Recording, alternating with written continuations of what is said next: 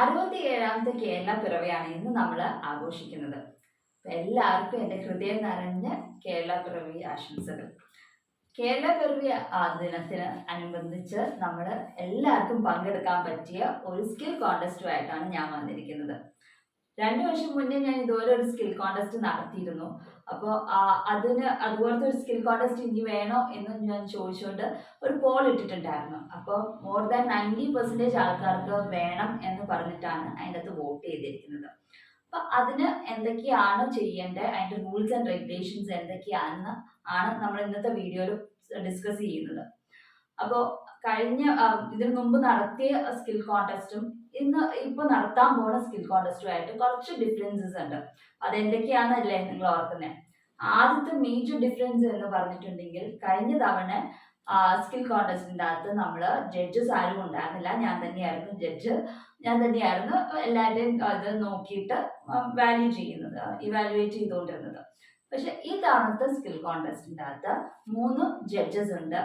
ഈ 3 ജഡ്ജസും വളരെ ഈ ഹാൻഡ് എംബ്രോയിഡറിനെ പറ്റി നല്ലോണം അറിയാവുന്നത്, സ്റ്റിച്ചസിനെ പറ്റി കൂടുതൽ അതിനെപ്പറ്റി ഡീറ്റെയിൽഡ് ആയിട്ട്, അത് ഏത് സ്റ്റിച്ചാണ് എവിടുന്നാ വന്നത് അങ്ങനെയുള്ള ഡീറ്റെയിൽഡ് ആയിട്ട് അറിവുള്ള ആൾക്കാരുമാണ്.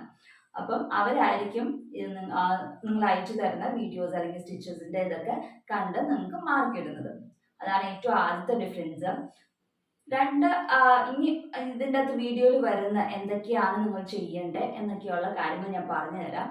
അപ്പോൾ ഈ സ്കിൽ കോൺടെസ്റ്റിന് അയച്ചു തരുന്ന നേരത്തെ കഴിഞ്ഞ തവണ നടത്തിയവർ തന്നെ ഫസ്റ്റും സെക്കൻഡും തേർഡും പ്രൈസസ് ഉണ്ടാകും.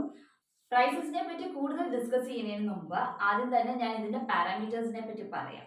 ആദ്യത്തെ പാരാമീറ്റർ തന്നെ എല്ലാവർക്കും അറിയാവുന്നതുപോലെ തന്നെ design selection and stitching perfection ആണ് ആദ്യത്തെ പാരാമീറ്റർ.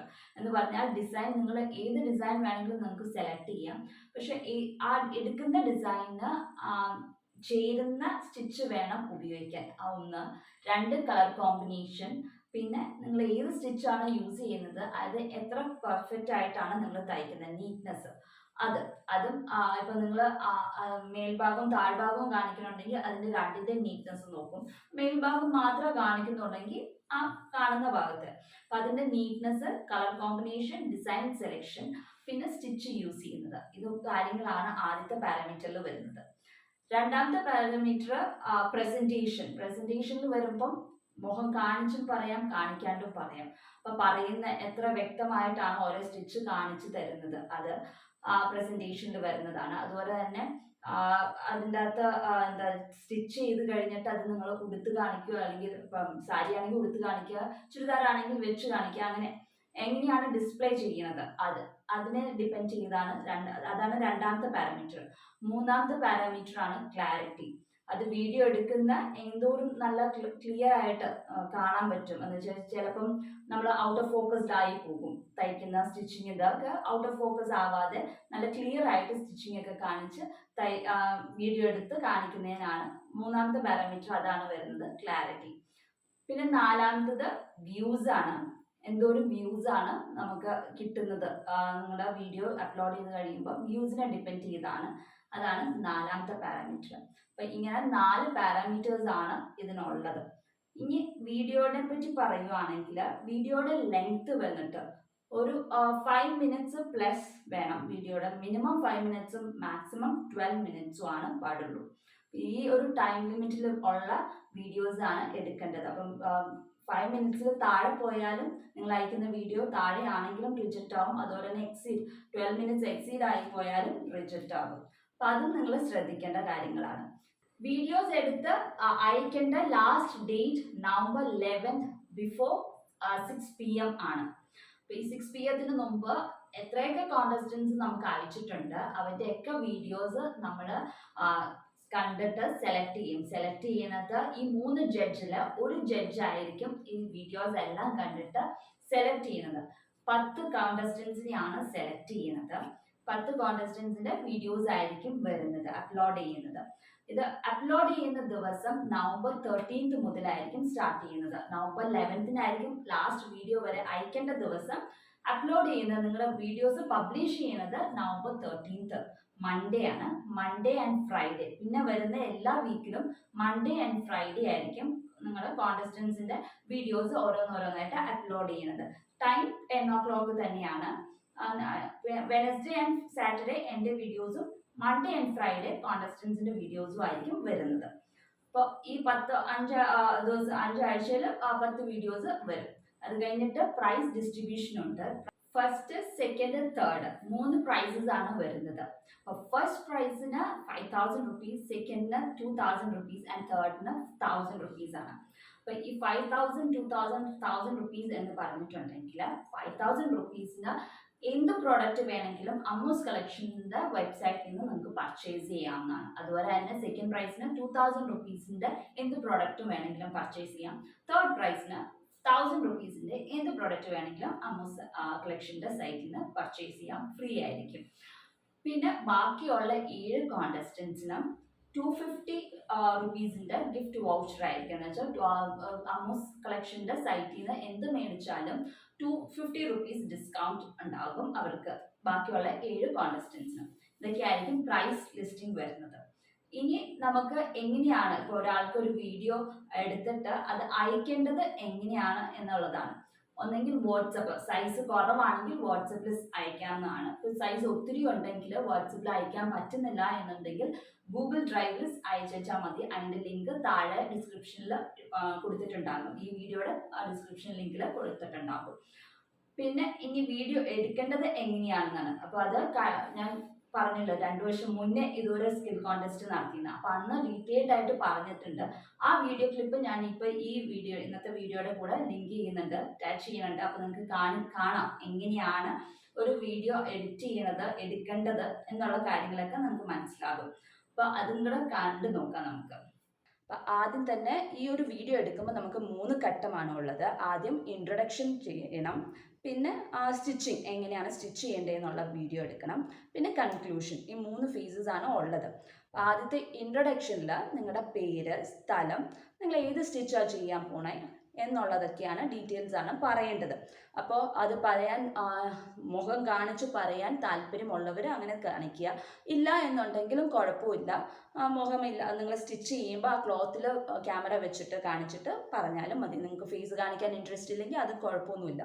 പിന്നെ വലിയ ക്യാമറയിൽ എടുക്കണമെന്നൊന്നുമില്ല, സാധാ ഒരു മൊബൈലിൽ എടുത്തേച്ചാൽ മതി. വലിയ മൊബൈലും ആവണമെന്നില്ല, സാധാ ഒരു ക്യാമറയുള്ള ഒരു മൊബൈലിൽ നിങ്ങൾ വീഡിയോ എടുത്തേച്ചാൽ മതി. ട്രൈപോഡ് സ്റ്റാൻഡ് ഉണ്ടെങ്കിൽ ട്രൈപോഡ് സ്റ്റാൻഡിൽ വെച്ചിട്ട് ഇതുപോലെ ഷൂട്ട് ചെയ്ത് എടുക്കുക. ഇല്ല, ട്രൈപോഡ് സ്റ്റാൻഡ് ഇല്ല എന്ന് വെച്ചാലും കുഴപ്പമില്ല, നിങ്ങളുടെ ആരെങ്കിലും ഒരാൾ സഹായത്തിന് ഉണ്ടായേച്ചാൽ മതി, അവർ വീഡിയോ എടുത്താലും മതി.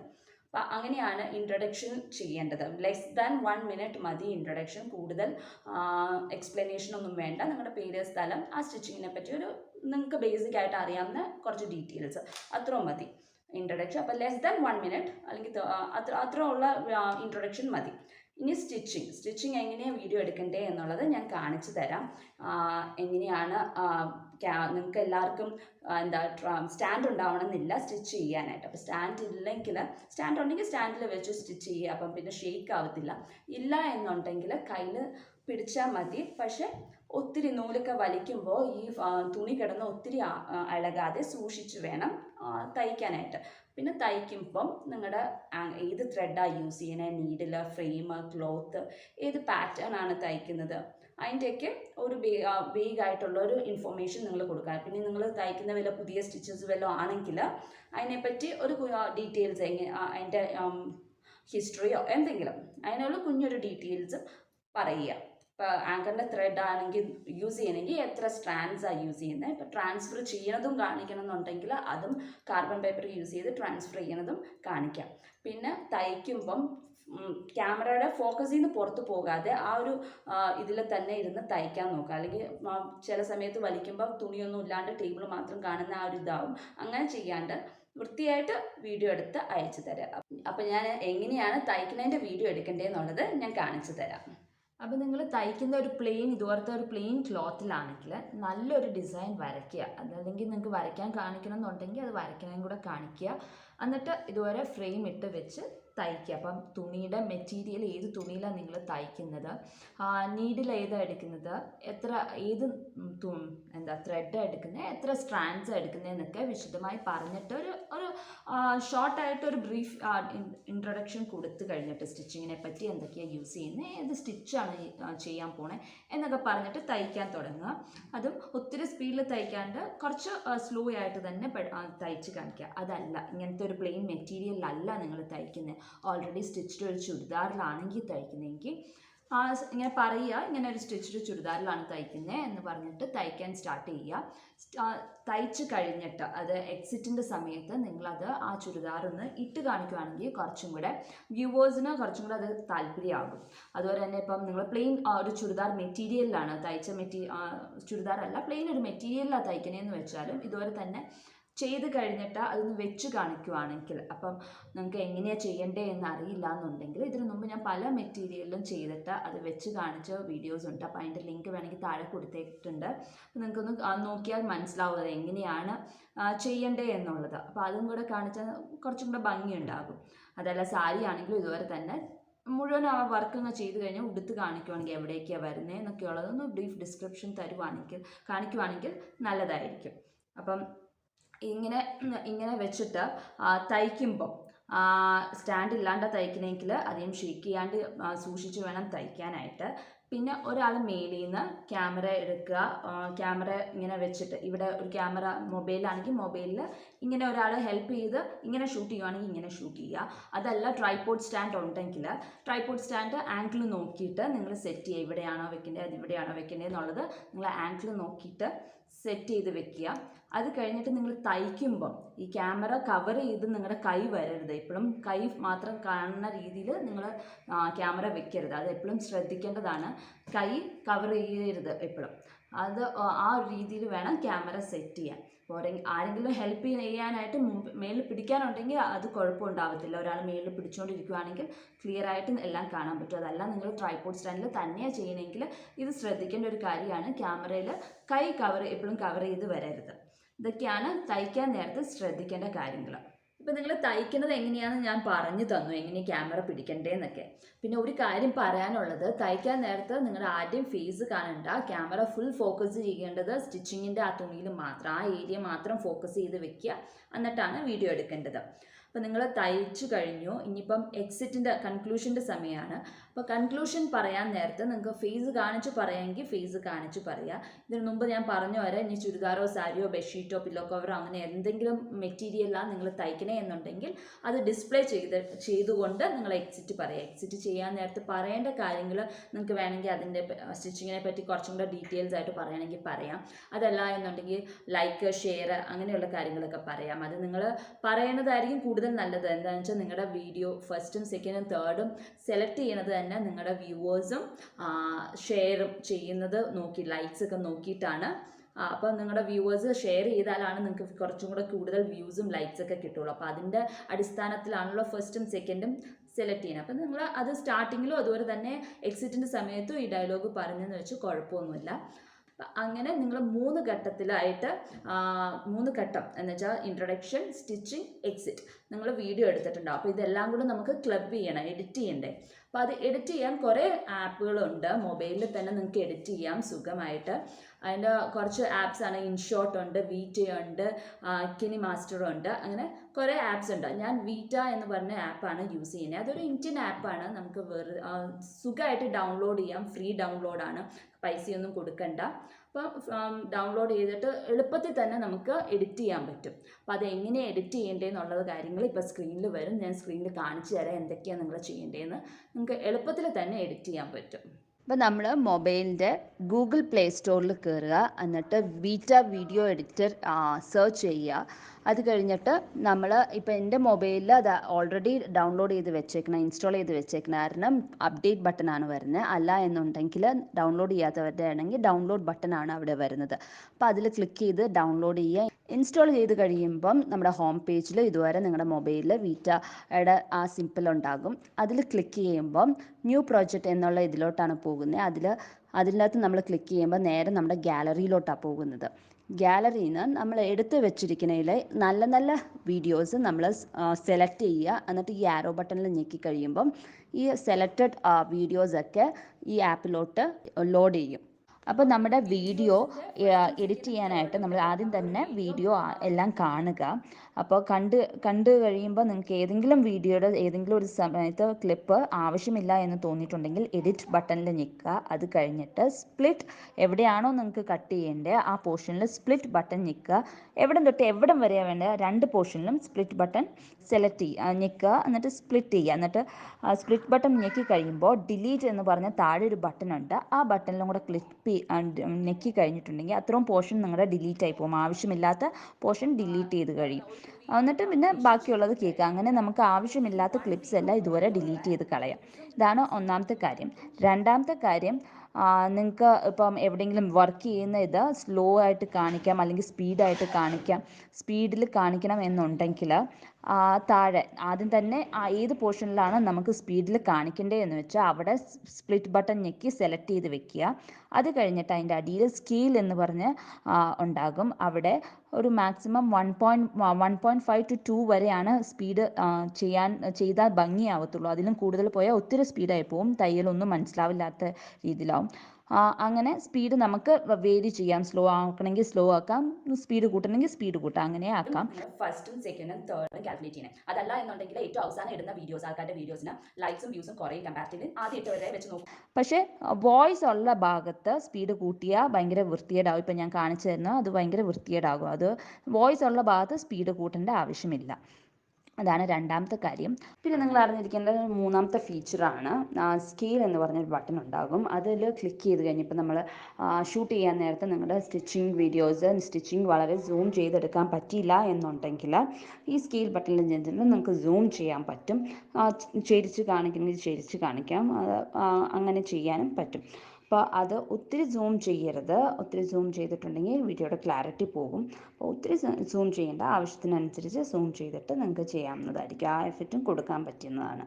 ഇപ്പം എന്തെങ്കിലും എഫക്ട്സ് കയറ്റണം എന്നുണ്ടെങ്കിൽ എഫക്ട്സ് എന്ന് പറഞ്ഞൊരു ബട്ടൺ ഉണ്ട്. അതിൻ്റെ അകത്ത് പലതരം എഫക്ട്സ് ഉണ്ട്, നിങ്ങൾക്ക് ഇൻക്ലൂഡ് ചെയ്യാവുന്നതാണ്. പക്ഷെ ഞാൻ യൂഷ്വലി എൻ്റെ വീഡിയോസിലൊന്നും എഫക്ട്സ് യൂസ് ചെയ്യാറില്ല. അപ്പോൾ ഇത് നിങ്ങൾ എഡിറ്റ് ചെയ്ത് കഴിഞ്ഞിട്ട് ഒന്നോ രണ്ടോ വട്ടം കേട്ട് നോക്കുക. അതെല്ലാം നല്ലതായിട്ട് വന്നു, വീഡിയോ എഡിറ്റിംഗ് എല്ലാം നല്ലതാണെന്നുണ്ടെങ്കിൽ മേലൊരു ബട്ടൺ ഉണ്ടാകും, എക്സ്പോർട്ട് എന്ന് പറഞ്ഞ ബട്ടൺ. ആ ബട്ടണിൽ ക്ലിക്ക് ചെയ്ത് കഴിഞ്ഞിട്ടുണ്ടെങ്കിൽ നിങ്ങൾ എഡിറ്റ് ചെയ്ത വീഡിയോ നിങ്ങളുടെ ഫോണിലോട്ട് സേവ് ആകും അല്ലെങ്കിൽ ഡൗൺലോഡ് ആകും. അപ്പോൾ ഡൗൺലോഡ് ചെയ്ത് കഴിഞ്ഞിട്ട് നിങ്ങൾക്ക് അത് കുറച്ച് സമയം എടുക്കും, ഒരു 10-15 മിനിറ്റ്സ് എടുക്കും ഡൗൺലോഡ് ആവാൻ. അത് ഡൗൺലോഡ് ചെയ്ത് കഴിഞ്ഞിട്ട് താഴെ ഒരു ഷെയർ ബട്ടൺ ഉണ്ടാകും. ആ ഷെയർ ബട്ടണിൽ പ്രസ് ചെയ്യുമ്പം നിങ്ങൾക്ക് വാട്സപ്പിൻ്റെ ഓപ്ഷൻ കാണും. അപ്പം വാട്സപ്പ് ചെയ്ത് തന്നാൽ മതി. അപ്പോൾ വീഡിയോ എഡിറ്റ് ചെയ്യുന്നത് എങ്ങനെയാണെന്ന് നിങ്ങൾ കണ്ടു. അപ്പോൾ നിങ്ങൾ എല്ലാവരും കണ്ടല്ലോ എങ്ങനെയാണ് വീഡിയോ എടുക്കേണ്ടതെന്നും എഡിറ്റ് ചെയ്യേണ്ടതെന്നും. അപ്പോൾ ഞാൻ ഇന്ന് കാണിച്ചിരിക്കുന്ന ഒരു സോഫ്റ്റ്വെയറിനെ പറ്റിയാണ്. ഇതുപോലത്തെ പലതരം സോഫ്റ്റ്വെയർസ് ഉണ്ട്, മൊബൈലിലും അതുപോലെ തന്നെ ലാപ്ടോപ്പിലും എഡിറ്റ് ചെയ്യാൻ പറ്റുന്ന പല സോഫ്റ്റ്വെയർസും ഉണ്ട്. നിങ്ങൾക്ക് അതിൽ ചെയ്യണമെങ്കിൽ അതിൽ ചെയ്യാം, ഒരു കുഴപ്പമില്ല, ചെയ്തിട്ട് അയച്ചാൽ മതി. അപ്പോൾ അതൊക്കെ അത് ഏതായാലും നമുക്കൊരു പ്രശ്നമില്ല. പിന്നെ ജഡ്ജസിനെ പറ്റിയുള്ള കാര്യം, 3 ജഡ്ജസ് ഉണ്ടെന്ന് ഞാൻ പറഞ്ഞു. അത് ആരൊക്കെയാണെന്നുള്ളത് നിങ്ങൾ ഇത് കോണ്ടസ്റ്റ് തുടങ്ങുന്നതിന് മുമ്പ് ഞാൻ റിവീൽ ചെയ്യുന്നതായിരിക്കും ആരൊക്കെയാണ് ജഡ്ജസ് എന്നുള്ളത്. അപ്പൊ നിങ്ങൾക്ക് എല്ലാവർക്കും മനസ്സിലായെന്ന് വിശ്വസിക്കുന്നു. ഇനി എന്തെങ്കിലും ഡൗട്ട്സ് ഉണ്ടെങ്കിൽ താഴെ കാണുന്ന വാട്സപ്പ് നമ്പറിലോട്ട് മെസ്സേജ് ചെയ്ത് വെച്ചാൽ മതി, നമ്മൾ ക്ലിയർ ചെയ്ത് തരുന്നതായിരിക്കും. അപ്പൊ എല്ലാവരും നല്ല ഡിസൈൻ സെലക്ട് ചെയ്യാനും അതുപോലെ തന്നെ നല്ല സ്റ്റിച്ചസ് അതിന് പറ്റിയ സ്റ്റിച്ചസ് സെലക്ട് ചെയ്യാനും ശ്രമിക്കുക. അതുപോലെ തന്നെ വീഡിയോ ആണെങ്കിലും നല്ല ക്ലാരിറ്റി ഉള്ള വീഡിയോസ് എടുക്കുക. അപ്പൊ എല്ലാവർക്കും ഓൾ ദി ബെസ്റ്റ്. അടുത്ത ദിവസം മറ്റൊരു വീഡിയോ ആയിട്ട് കാണാം. അതുവരേക്കും ബൈ ബൈ.